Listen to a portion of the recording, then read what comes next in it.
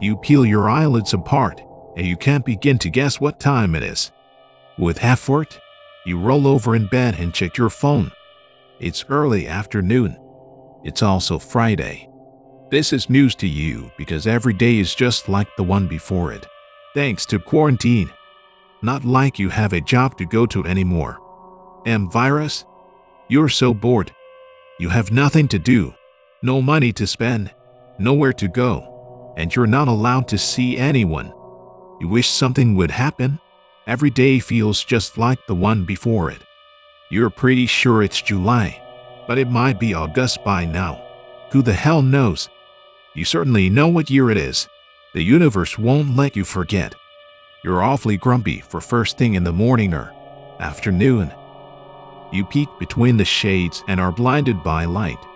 It's raining pretty hard, yet the sun is shining. What is that called? Anyway, you've heard people call that sunshine and divided by rain combo by so many names, you're not sure what word to use. Waddling towards the kitchen, your new hobby. You decide to pour yourself a bowl of sugary cereal and realize you have no more milk. You eat it dry out of the box while you scroll through your phone. No need to dirty a bowl. After browsing for probably a lot longer than you should, maybe it's just as well you're out of milk. Your cereal would be a bowl of slop by now. If you'd made it properly, you decide to check the weather. Mostly sunny. Slight chance of rain. Blah blah blah. You're sick of the rain? Duh. It's been cloudy and sometimes raining for the last week or two, so the mosquito population is booming. The sun was sort of shining last you checked, so you guess the forecasted rain has come and gone. You scroll through your phone again. Same sites. Nothing new to read or look at aside from the world ending. Every day, you brace yourself for the newest way in which the apocalypse is happening. Between a killer virus, tragedies, civil unrest, political turmoil, murder hornets, and the ever-present catastrophe of climate change, you're vacillating between major freak-out mode and complete numbness. After catching up on today's atrocities, you notice that it's gotten rather dim in here, so you flip on the light. It's coming down hard now. Guess it's going to rain for real this time. A blast of lightning grabs your attention, and you look towards the window at the light show. It's more than a few choice lightning bolts, though. Constant crackling means no chance to count the miles. The rain seems to have stopped and given way to hail. You stop and listen for a while. It sounds like the hail is getting bigger, no longer a clattering light BBs. It's starting to sound like an automatic baseball pitcher on top speed. You're starting to worry about what this means for your already soggy lawn. You rise from your seat to peek your head out the door for a better look, and it appears that the hail has stopped. Everything has stopped but the lightning. You hear no birds and there is no breeze.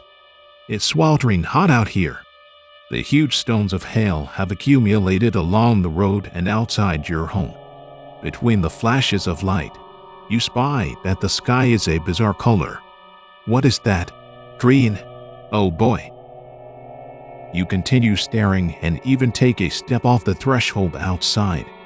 It's so strange. You can't barely look away. A distant siren wails, and above the vegetable green sky, the blackening clouds look like a wall. Maybe you should get inside. All the lights are off. Storm knocked out your power. Great. Things have picked back up again and the wind is howling. You think about how cliché that sounds, but it really does sound like wolves. Wolves riding motorcycles. Though, a thin line appears below the bottom of the black cloud, across the green-gray sky, and touches the horizon.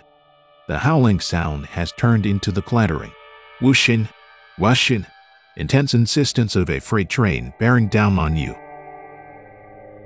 You've seen a lot of movies, especially in these last few secluded months, so you have an idea what this weather is. Not good. Definitely not good. You're not sure where you could even take cover if you had to. The thin line is twisting like a worm on a hook, growing thicker and thicker. It no longer looks like a line, but an actual funnel, like God is pouring hell straight down from the sky. Chaos splashes up from the base of the funnel cloud. As you tear your eyes away from the window, looking for a place to shelter, a tree branch appears next to you, announcing itself with a deafening crunch. Splintered wood, glass, and your own stuff rains down on you. Unidentifiable debris rushes around the room, screaming past you and catching in the branches of the massive tree that stood in front of your home just seconds ago. You hear a sustained shrieking and aren't sure if it's your own voice or the wind. Arms thrown over your head to protect your neck, you scurry further into the house and duck into a closet that is somehow still standing. The shrieking continues as the air turns opaque with dust and debris. You're reminded of a horrific snow globe as you crouch down, hoping against hope that it's almost over. You feel your clothes and hair ripping away from your body. You feel splinters of wood, stones, objects, and whipping wind lashing your back. The furious screaming wind doesn't seem like a strong enough word pummels your body. The closet doesn't seem to be providing much shelter, so you open your eyes to survey your surroundings. You were in your living room just a moment ago, and now you appear to be outside, surrounded by splinters of unidentifiable detritus. Wait, is that your laptop over there? And that must be what your refrigerator looks like from the back. Your dresser has overturned all your laundry and strewn it as far as you can see. You barely have time to register the chaos when you notice that your car that was parked on the street has turned on its side and is moving towards you. Everything is moving towards you. Run, you scream out loud to yourself. You can't hear your own voice. The wind is too strong for you to rise, and you're barricaded in the remains of the closet by your own overturned and demolished furniture. You hold your breath and wait to be crushed. But the car has been replaced on its four tires, albeit on top of a muddy pile of what used to be your front lawn. The wind has shifted away for the moment, and everything has stopped moving around you with such ferocity. The sky above is no longer green, but a swirling kaleidoscope of gray, black, and brown. The clouds seem impossibly close. You're exposed. You only see one choice. Grateful for your jingling habit of keeping your keys clipped to your belt loop, you run at a crouch towards your car, unable to fully stand in the wind and terrified of being struck with one of the massive house beams flying overhead. You scramble into the passenger seat and catch your breath. 3 of the windows are gone and the windshield is a spiderweb of tempered glass. The wind howls, crashes, and screams in your covered ears. You know you should never try to outrun a tornado. You saw it flip your car back and forth with ease. But you also know that you can't stay exposed, and you would be if you had stayed crouched in the closet. You turn to look at the house you just crawled out of, but it's gone. A ruined smear stands in its place, only identifiable by the remains of the massive tree that crushed it. You are out of options. You turn the key in the ignition, and it miraculously starts first try. You stomp on the gas pedal with both feet, not even trying to look where you're going. Everything is leveled anyway. You're glad you bought the heavy-duty all-terrain vehicle, a luxury you never truly needed until today. You keep your eyes clenched tight, so you don't have to look at the ruins that used to be your neighborhood all around you. There is little to see but ruin, uprooted trees, isolated propane fires, and destruction. The fire hydrant that stood on the corner is missing. In its place is a gushing torrent of water, exacerbating the flood from the icy downpour this afternoon. You turn on your windshield wipers as fast as they can go, but it makes no difference. The water is pouring through the cracked glass anyway.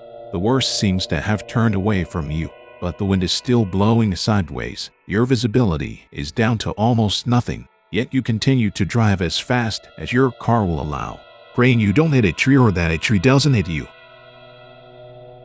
You finally made it out of the worst of the damaged town, and as suddenly as it appeared, the tornado evaporates behind you.